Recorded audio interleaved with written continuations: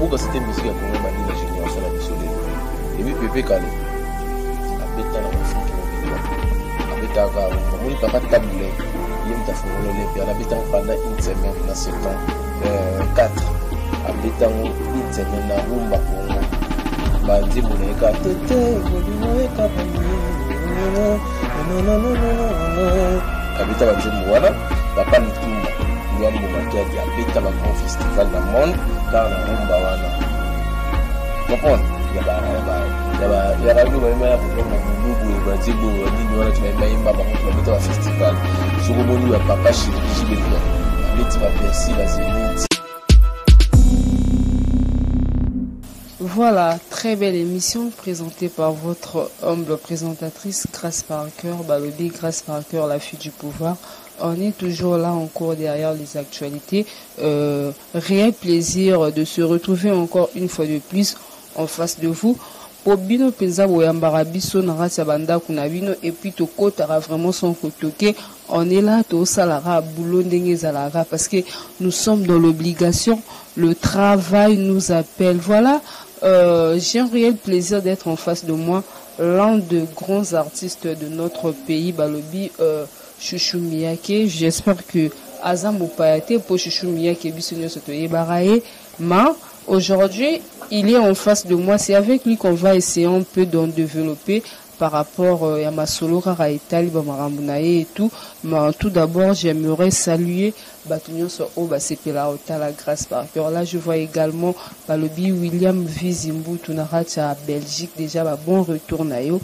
On était ensemble à Kinshasa, au Tikuzonga. Et puis, je vois également mon vieux Balobi Hans Bomolo Naracha London City. Grand merci. Et sans oublier à toi, ma copine de tous les jours, de tout le temps, Balobi Jones Benzema là. Benzema de la presse, on est là, je passe déjà le micro à mon invité pour commencer déjà notre émission. Bonjour Chouchou Miyake. Bonjour ma sœur, bonjour. Bonne santé. Ouais, ça va très bien, nous écoutons vraiment, tout le monde a une surprise, tout le monde a une KVK, donc Chouchou Miyake Paris, Chouchou Miyake Kin, c'est-à-dire...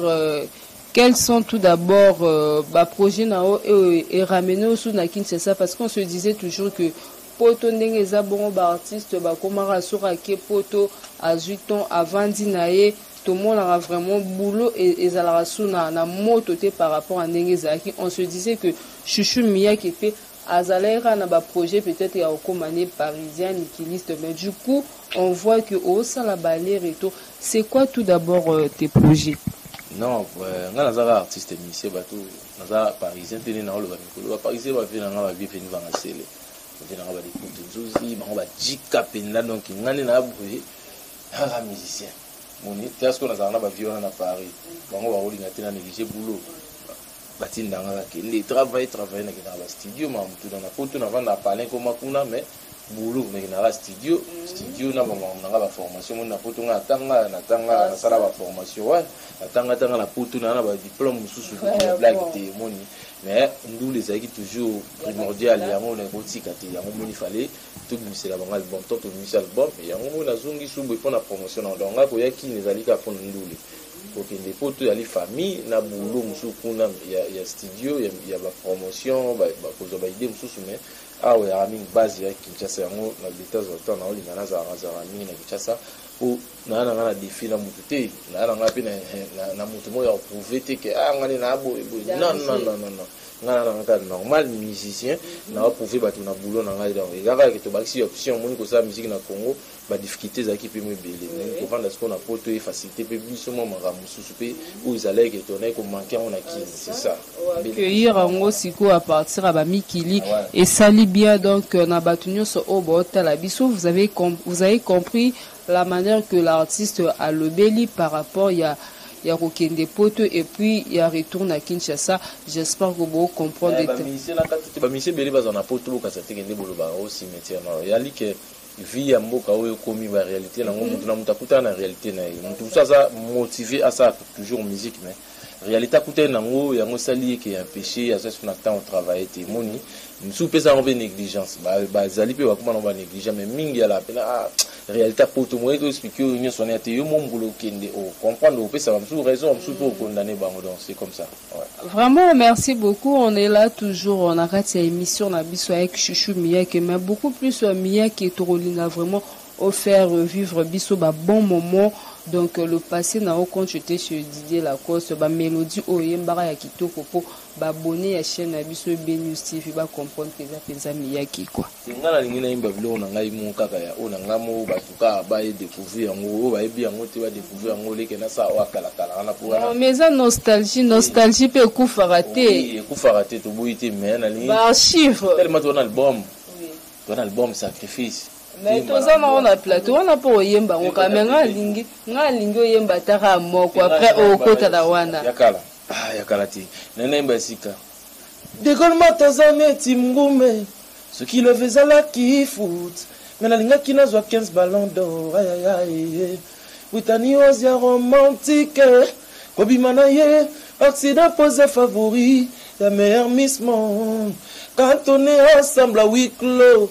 J'aime bien te chuchoter, Maman Gwen, Victoria, pas chrétien boya, bosungangai, Marie de Nezo Dragenga na Bouddha zo insiste kake, nazo banga insistance nezo tinanga na kabona, na de gol matana lila tro, de gol matazane tingume, asila kasomote, chancel membe bembanyoke.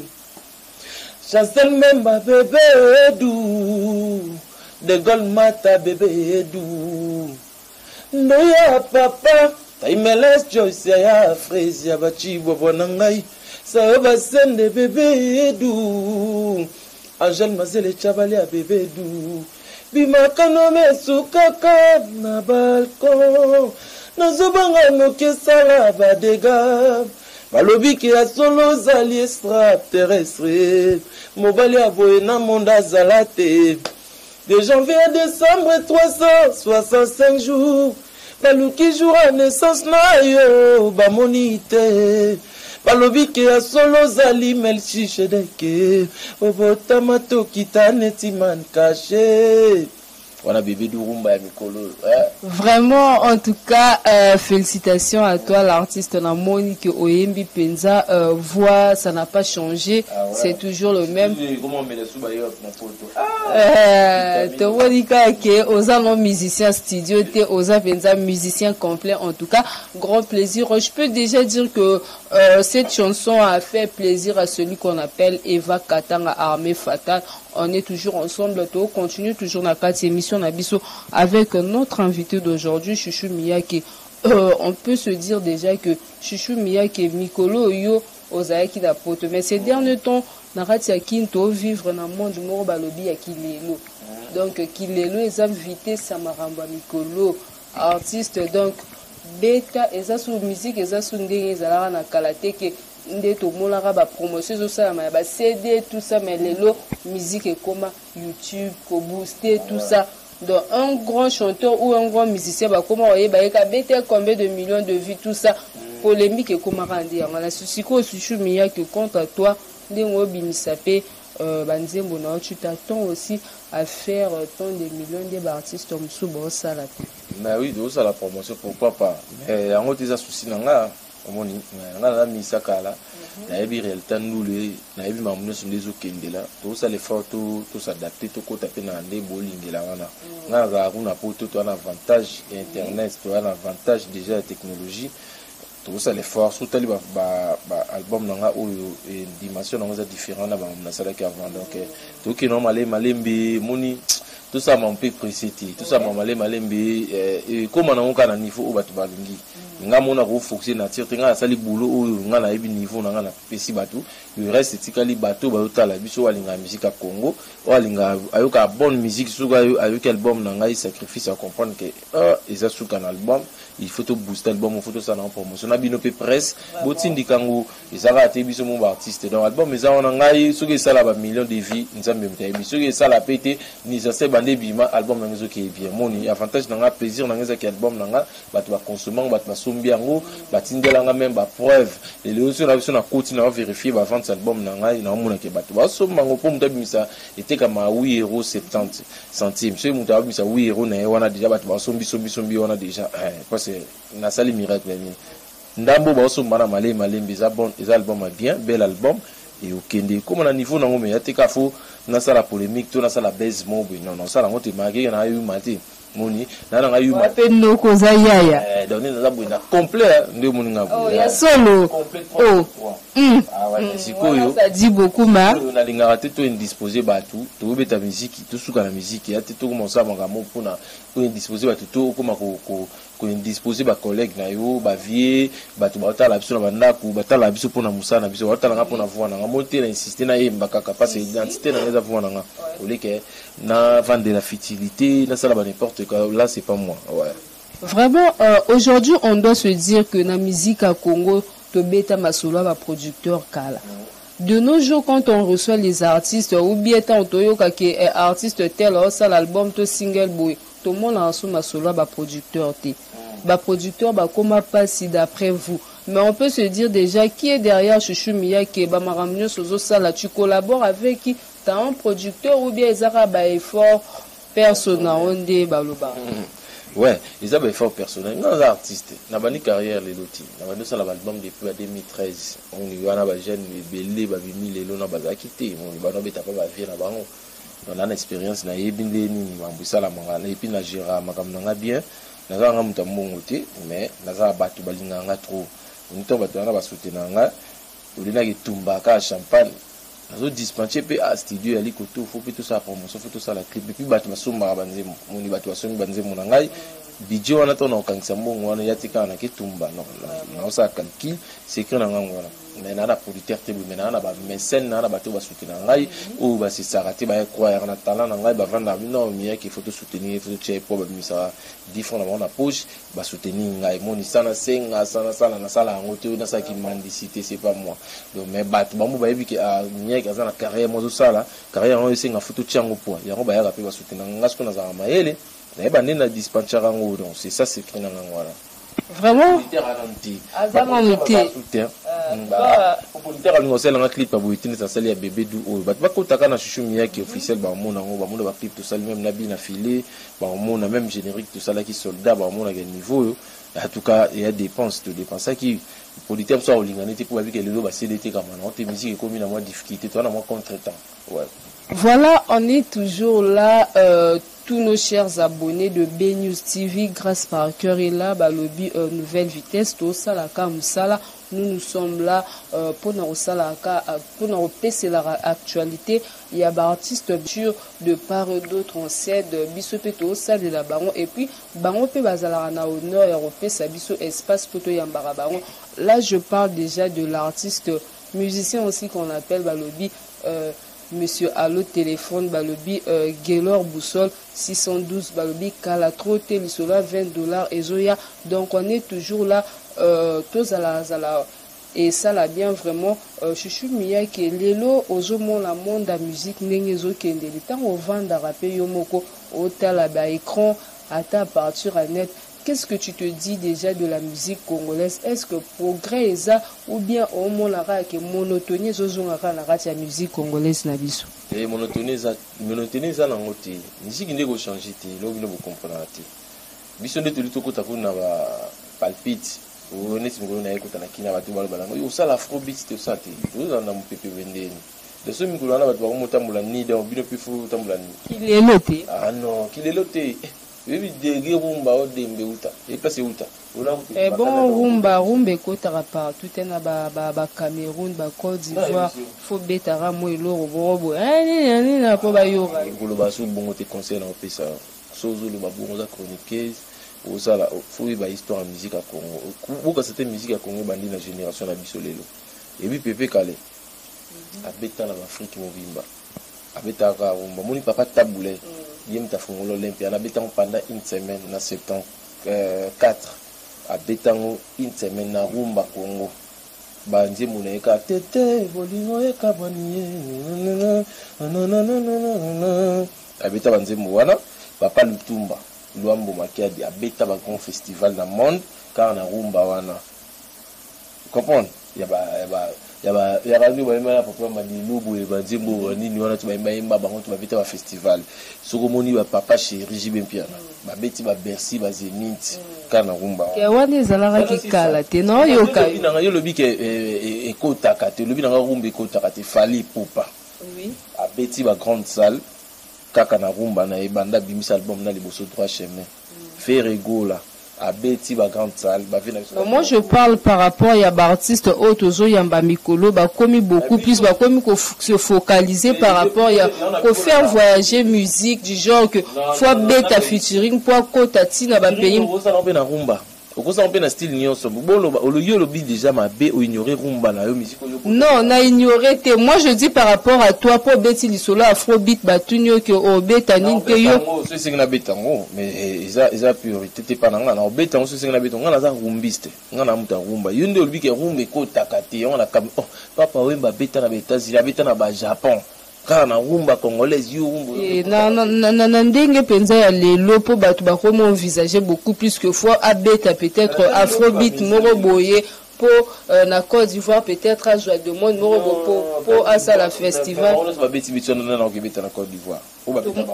tout le monde a peu ba artiste belé peu ba bengi sara bango tout comme ba jeune leader au peu ba jouer impacter babeta la baoke babeti ndenge babeti pena concert contrat ju pena caché pena ndenge par exemple ba fali pour ba kina ozo ba faire rigola ba ke zo kuna na ba Côte d'Ivoire ba jeune wana ba beta la ba kepi ba ju caché bon ba mpe groupe ba be ba mise pele ba ke beta oui bazali pe on a longtemps ba kombo la bango te baza ba osala musala na bazali to bien isa carrière na bango to ko ignorer bango te za balingi na bango style wana isa mabete mais keba kocha ngo pembeni na rumba te rumba ezali musique elati cravate elati costume même mutaye pe na fête mutaye pe na femme na yo atie parfum lavé ba binda des personnes moni musique na biso ya ngwana soko ki na fête moko boya VIP fête moi classe okutaka jamais beza na ngo mais la musique qui fait danser actuellement ezaka rumba te nyonso ezobinisa rumba esila te esila na ngo te to ndimi na biso mais tozo parler ndenge makambo ekomi na kati ya monde ya musique mutu pa oki Chouchou Miyake pe bazana posa ba yoka na facette moko or ya rumba. So bana papa loko kanza abeta rumba, abeta odemba, abeta ontiaza style na beta. Wana yeza. Mona boka mututé, ala style na imba. Vous comprenez? Mutu na style na ça c'est ba consommer na point. C'est que Chouchou Miyake to s'attendre car que yo ozala noka. Ngana za bavenga ngada mesi les rumbistes. Mais ça me pose pas de problème na sala bafro wana. Dans ça là prochainement, dans ça là plus tard. Il y a lango. Mais pour le moment on va consommer dans rumba on a na botami na ngona yebi na pesa na batu rumba na batu va découvrir on partout et comme na niveau na luka après on changer ba style moté artiste msusu avec ba na ba rumba ba beti style mobu bru et simbi akangami na tanga beti mbale simbi sur ta beti sur moi akuta kangele ba million na TV mais tanga beti et si ça n'est-ce qu'on le là tu parles de qui? Baptiste Belé bazana Congo. Mon elo bablo hasard ya li. Okosa elo mo ebi kenga to kotika la ka ni a émission sur ça base. Eta ma foi. Mais ça après le bilan. To tika sou ni li sous. C'est ça. Donc ça no era ba hasard sous bro. Non, c'est juste mélancolique ou se stabiliser ka wana tezaka que pour prouver d'autres que tu es un artiste complet. Non, ça lango prochainement. Plus tard non ça lango na 4 albums na métissé, na bendi pe moi stylo na tena 4. Mon na ignorant ngote mais na yonde ndo lo ba na rectifier ndenge lo ba ke rumbe ko takate na piso exemple ya histoire musique à Congo pour mon le numéro 1 na biso ba prêtre na biso tout ba fi na biso ba ko faire le milieu lelo rumba muté comme si place à télémio na ba si na monde ba yebi ba respecter na rumba wana ya ba mama yo est-ce que vraiment maman lingaka papa yo saka na rumba eza na onga te biso tozala rapo na osala musala po ti to yambaka bino to landa pe ka makambo bino mo boloba yango so to kote bino landa na baloba wana ba défendre style na bango oui ba défendre style na bango mais yo so za chroniquer na histoire ya musique ya Congo on a pesio oyo la personne histoire ya osakana te donc musique ebandi na biso te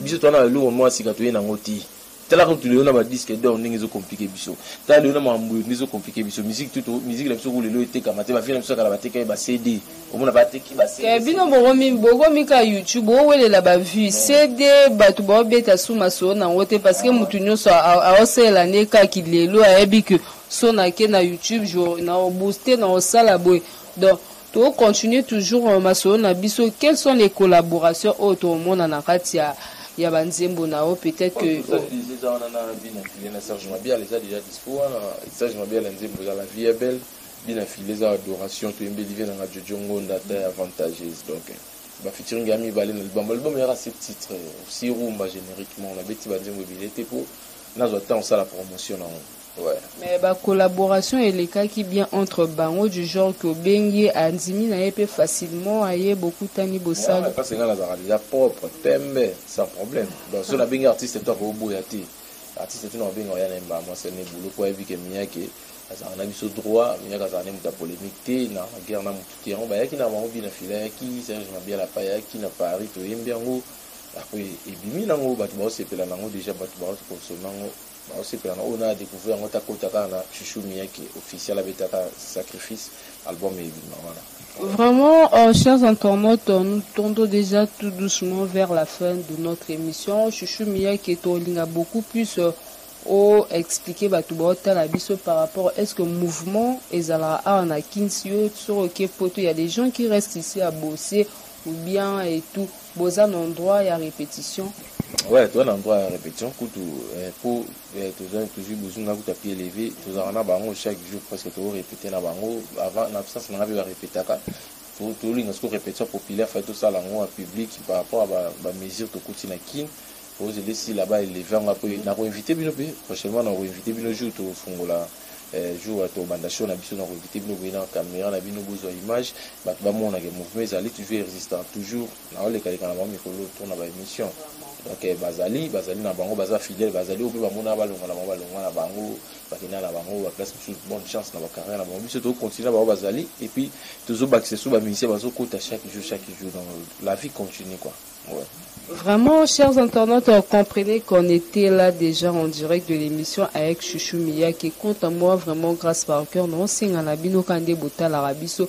En tout cas, continue de s'abonner massivement sur notre chaîne BNews TV et puis partager nos vidéos, commenter, liker kande bosalara et puis vos remarques et puis vos critiques. Il y a un salara que Moussa Nabiso toujours et Kindel Bosso parce qu'on dit que nous sommes humains, tant je ne suis pas complet en tout, mais binonde, complément la binonde sous salanga que n'a se perfectionner le sous star, que nous juste au sa salutation et puis le numéro de contact pour ceux qui voulaient te joindre en privé et tout. Mais on a un téléphone, on a fois bien à binoti, soit bien bino va commettre bino au pesa on a pour ça numéro était timbati tout le monde va dérangement pizanaka mais mutanga mona ba page na ngai ba adresse na ngai électronique Chouchou Miyake officiel ou à côté Instagram na Chouchou Miyake Facebook na ngana Chouchou Miyake officiel YouTube na Chouchou Miyake numéro na contact ceux qui va contacter bino bon DJ boye ba mutaza besoin li solo boye na Miyake bo pesa et ceux boye qui ont un dérangement bo pesa bino téléphone pour les qui n'a pas ça numéro na la télévision monde entier va jouer en bon quand même tu éviter à moment bébé quoi donc on a contact na ngwana bato balingi bana besoin na bana conseil bana idée bana boule ba contacter na bible na numéro na bino na pesa bato na ba mbote vi na Gérard Basilo na Paris game assez na bondi vi na vi game assez campote bandombasi vi na de gol mata au moins bato tanga na bato ba soutenir na Cyril qui na fumu na forme de relutu la Saint-Ouen l'exotique la terre tourne la Saint-Ouen à Paris après c'est Mike Kassiama à Paris tonton Babachi RBK Bokechu Justin Badeka na pesi docteur Idrissa Tonda na pesi ba mot de Trésor Madrid DJ Ken tout ça négocié kuna Edi Bolondo na pesi mot de Guy Basket ko na futu kapé ala nze mon album tout ça na et puis batona batna ngai na pesi batu ba mot de vena nga Jojo Ngonda la terre avantageuse ya pa vi mata la da coste autorité morale vena nga bienvenue vangasi l'étoile na kin venanga James Mabia la l'équipe est belé on y so ba ko tate na pesa ka o moi vite fait na pesa ka na ba de belé à mon jour na Tchaliba na Paris wana ba ka moi fort na ba te beli faut ça dans ba fidèle na yo so ti libaya bo ba de putu nzuzi ba lati ba costume ba so ti libaya bo moni pena ke ba no ko tu ba vimi ba donc jour en tout ça dans promotion album par rapport à Ferrego là na idée o ya zui na kati album na dynastie a bengi si pe baninga na ye o bazalaka na ye na kati ya maison mère la bonne idée ça il a bien nga kuna zo ko appuyer na appuyer dans le bien qu'on a émission mon ça na Paris et ça bien pour tous ces souvenirs encore na ba ère na pesa biso to ba na carré pour bango ba l'accept so penzelat donc il a azai déjà chef na bango asangisi susu baninga na ye akita bonne chance na projet wana ngapi na ozela ona yo kango donc na api parmi bato ba ozela ba yo kango donc ekende bien nzamba sunga bango eke bien to na tango to budango za na eza projet bien ko 500 artistes yango o biso to betela c'était to sangana ka to sala ba featuring to mba ensemble c'est ça. Ok, merci beaucoup. Là, c'était déjà Chouchou Miyake. Quant à moi, déjà, grâce par cœur, je vous donne rendez-vous à la prochaine émission. En tout cas, abonnez-vous, beau partage et puis, écrivez-moi sur le numéro qui est affiché sur le bas de l'écran pour plus de ma solo conseil Kandenge Zalara. En tout cas, quant à moi, déjà, je vous dis un grand merci pour la disposition dans Nandenge au PCBC Occasion to Yambayo. En tout cas, restez toujours branchés sur notre chaîne B News TV. Au revoir, bye bye.